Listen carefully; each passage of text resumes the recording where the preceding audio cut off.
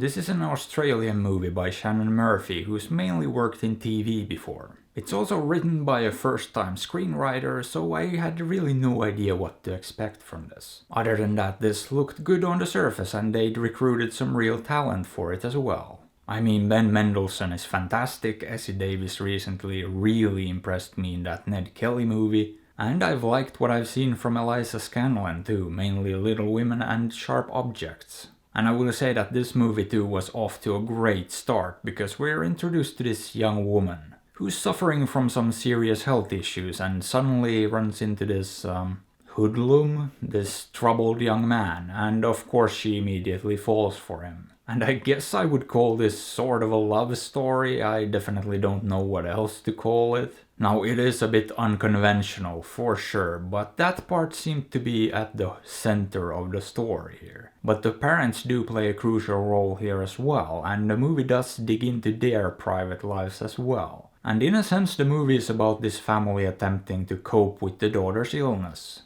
As a group and as individuals too, it affects them all and they all deal with it in different ways. But one of the things I liked about this was that it just never outright states things. It's also split into short chapters, and when it jumps to a new one, it doesn't tell you what's going on exactly. You just have to figure it out. Now, most of the time it's obvious, but sometimes it's not. Sometimes you actually have to go, wait a minute, and engage your brain for a few seconds too. But it never does that to a point that it would become difficult to follow either. So yeah, I like that about it. It doesn't just spoon feed you things. But my favorite part of this was definitely the humor, because I loved it.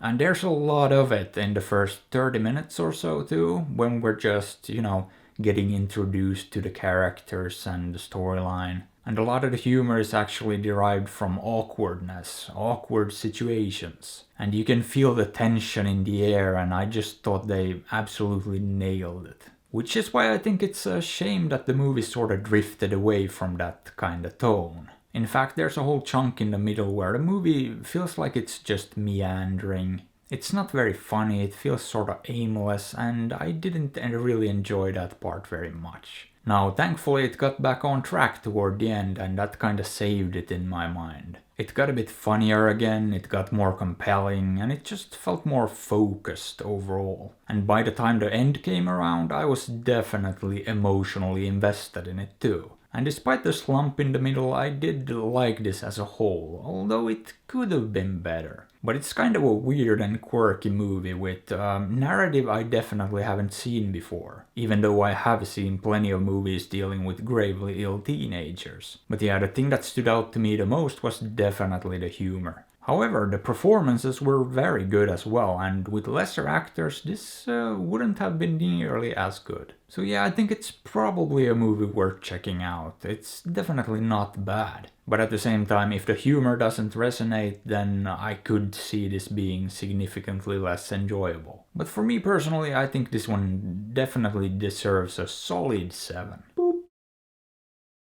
So maybe check it out, or maybe don't, after all. I'm not your dad. But hey, what are your thoughts on this? Have you seen it? Did you like it? Let me know. And if you enjoyed the video, maybe give it a thumbs up or sub to the channel, because that would be fantastic.